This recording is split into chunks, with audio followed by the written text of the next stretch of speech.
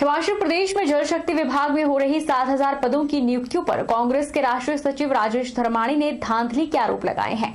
उन्होंने कहा कि हिमाचल प्रदेश के जल शक्ति विभाग में योग्यताओं को और नियमों को ताक पर रखकर भर्तियां की जा रही है। हिमाचल प्रदेश में जल शक्ति विभाग में 7,000 पदों की नियुक्तियां की जा रही है और इसमें multipurpose workers, para pump operator और पैरा फीटर की नियुक्तियां की जा रही है। इन पदों पर नियुक्तियों को लेकर जमकर धांधली की जा रही है। राजेश धर्माणी ने यह आरोप बिलासपुर में आयोजित पत्रकार वार्ता में छेड़े। उन्होंने कहा कि घुमारवीं उपमंडल में 44% अंकों वाले अभ्यर्थी को चयनित किया जा रहा है, जबकि 88% अंकों वाले अभ्यर्थियों को बाहर निकाला जा रहा है।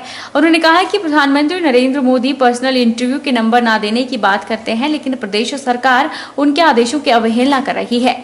राजेश धर्माणी ने कहा कि इन नियुक्तियों में मल्टीपर्पज वर्कर की नियुक्ति में बीपीएल के नंबर नहीं दिए जा रहे, जिससे पूंजीपतियों के बच्चों की ज्यादातर इन पदों पर नियुक्ति की जा रही है।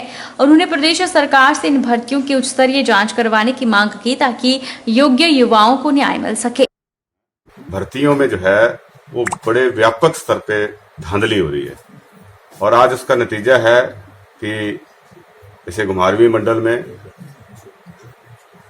44% वाला बच्चा जो है वो सिलेक्ट हो गया और 88% वाला बच्चा जो है वो सिलेक्शन की जो फाइनल लिस्ट थी उससे बाहर है, वो चयनित नहीं हो पाया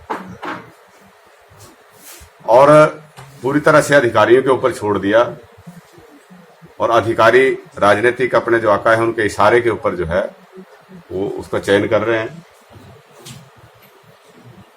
मल्टीपर्पज वर्कर लेबर के लिए आप कोई बीपीएल के लिए बीपीएल का कोई नंबर नहीं दे रहे हैं, जबकि पैरा पंप ऑपरेटर और पैरा फिटर के लिए 1 नंबर का प्रावधान रखा है, 10 में से 1 नंबर।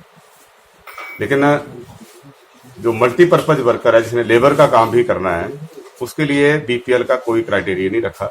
भारतीय मजदूर संघ के बैनर तले डीएवी स्कूल बागनी के ड्राइवर कंडक्टर ने स्कूल के बाहर धरना प्रदर्शन किया।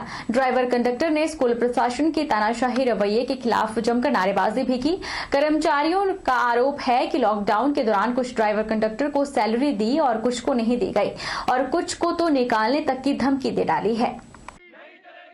डीएवी स्कूल के धरने पर बैठे ड्राइवर संजीव कुमार ने बताया कि वे स्कूल में पिछले 4 वर्ष से ड्राइवर के पद पर नौकरी कर रहे हैं। स्कूल प्रशासन ने उनके बच्चों को महीने की 120 रुपए फीस के साथ पढ़ाने को कहा था, लेकिन थोड़े समय बाद फीस बढ़ाकर 1,000 कर दी, जिस कारण बच्चों को स्कूल से निकालना पड़ा। संजीव कुमार ने कहा कि लॉकडाउन के दौरान कुछ ड्राइवर कंडक्टर को सैलरी दी और कुछ को नहीं, कुछ को तो निकालने तक की धमकी दे डाली है। अगर कोई भी ड्राइवर या कंडक्टर स्कूल प्रशासन से इसके बारे में पूछता है तो स्कूल प्रशासन द्वारा झूठे आरोप लगाकर पुलिस थाने जाकर एफआईआर दर्ज करवा देते हैं। वहीं भारतीय मजदूर संघ के प्रदेश उपाध्यक्ष मदन राणा ने कहा कि डीएवी बागनी मैनेजमेंट अपना तानाशाही रवैया बंद करे। अब ये लॉकडाउन हुआ 24 मार्च से, उसके बाद इन्होंने कुछ हमारे ड्राइवर भाइयों को तनख्वाह दी, वो कुछ को हाफ तनख्वाह दी, कुछ को दी नहीं, कुछ को निकालने की धमकी। वो क्या, और हम अगर इनसे पूछने जाते हैं कि सर हमारी तनख्वाह क्यों नहीं डालते आप, क्या बात है, क्या प्रॉब्लम है, आप जिनको आधी मिल रही है वो ये पूछेगा कि जाके भाई सर आधी क्यों मिल रही है हमें, जिनको नहीं मिल रही वही पूछेगा जाके कि सर हमें तनख्वाह क्यों नहीं दी जा रही है, जिनके बच्चों की फीस काटी जा रही है वही पूछेगा कि सर हमारे बच्चों की फीस क्यों काटी जा रही है। लेकिन जब भी हम पूछने जाते हैं तो ये लोग सीधा एक एप्लीकेशन लिखते हैं, पुलिस स्टेशन में जाके एफआईआर हमारे नाम पे कराए थे कि हमें धमकी दी, हमें धक्का लगाया, हमारे वकाली स्याही फेंकी। मैनेजमेंट द्वारा एक तमाशा किया जा रहा है। कुछ हमारे कर्मचारियों को लॉकडाउन के समय का आधा वेतन दिया जा रहा है और कुछ को कुछ नहीं दिया जा रहा है, और जिनको दिया जा रहा है, जिनको नहीं दिया जा रहा, अगर उनके बच्चे जहां पढ़ते हैं तो उनके पैसे काटे जा रहे हैं। तो मैं आपके माध्यम से इस प्रशासन से ये जानना चाहता हूं कि ये प्रशासन बताए कि लॉकडाउन के समय में आप अपने कर्मचारियों को वेतन नहीं देंगे तो ये कर्मचारी क्या खाएंगे और अपने बच्चों को क्या खिलाएंगे। बुधवार को नालागढ़ में सभी नंबरदारों ने एसडीएम नालागढ़ महेंद्र पाल गुर्जर को नालागढ़ का कार्यभार संभालने पर पहले सम्मानित किया और उसके बाद क्षेत्र में आ रही अपनी समस्याओं को लेकर एक ज्ञापन सौंपा। ज्ञापन में मुख्य रूप से नए नंबरदारों को नियुक्तियां देने से पहले संगठन को सूचित किया जाए ताकि किसी गलत नंबरदार के क्षेत्र में नियुक्ति न हो सके। नालागढ़ में सभी नंबरदारों ने एसडीएम नालागढ़ महेंद्र पाल गुर्जर को क्षेत्र में आ रही अपनी समस्याओं को लेकर एक ज्ञापन सौंपा। वहीं एसडीएम नालागढ़ महेंद्र पाल गुर्जर ने बताया कि नंबरदार एसोसिएशन का एक प्रतिनिधि मंडल उनसे मिला है, जिन्होंने उनके समक्ष अपनी मांग रखी है, जिसमें मार्च के बाद मानदेय न मिलने का मुद्दा रखा गया है, जिसके लिए संबंधित विभाग से इसके बारे में जवाब मांगा गया है। साथ ही नए नंबरदार की नियुक्तियों को लेकर भी चर्चा की गई, जिसके लिए नंबरदार एसोसिएशन की सहमति जरूर ली जाएगी। आज हमारे नंबरदारों ने एक डिमांड रखी थी कि हमारे जो एसडीएम साहब हैं वो नए आए हैं।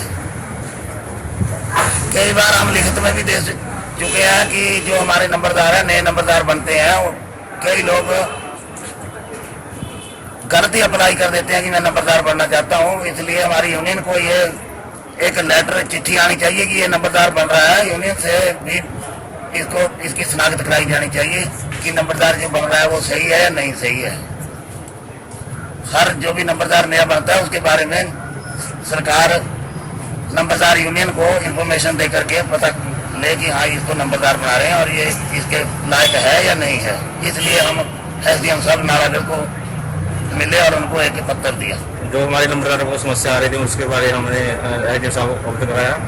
और जो भी नया नंबरदार बनता है सबसे पहले उसे कमेटी को लेटर आना चाहिए कि ये नंबरदार बनने योग्य है या नहीं, या 2 नंबर में तो नहीं बन रहा। उन्होंने अपने 2 मुद्दे गिनाए थे जिस पर उनकी मांग थी कि एक तो उन्हें मार्च के बाद से उनका मानदेय नहीं मिला है, तो इस संबंध में जो संबंधित विभाग है उससे जवाब मांगा गया है कि इनको मानदेय क्यों नहीं मिला है।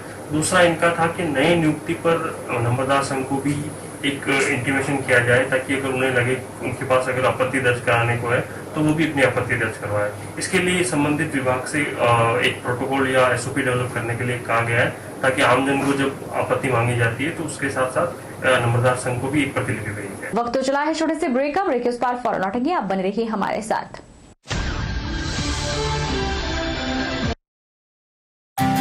विजडम एजुकेशन सोसाइटी के सानिध्य में Vijay group of institute Himachal Pradesh university Shimla एवं Himachal Pradesh board of school education Dharamshala द्वारा मान्यता प्राप्त हिमाचल प्रदेश का एक अग्रणी शिक्षण संस्थान है।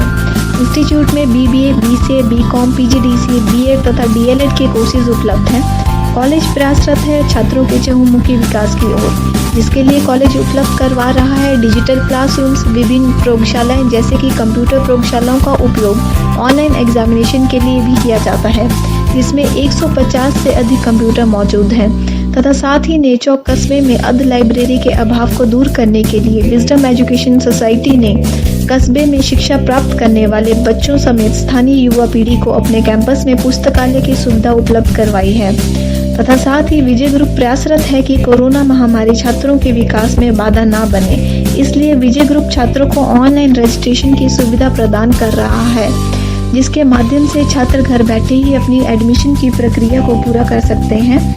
इसलिए vijayinstitute.com वेबसाइट को विजिट करें तथा ऑनलाइन रजिस्ट्रेशन पर क्लिक करके फॉर्म को फिल करें। अधिक जानकारी के लिए हमें संपर्क करें।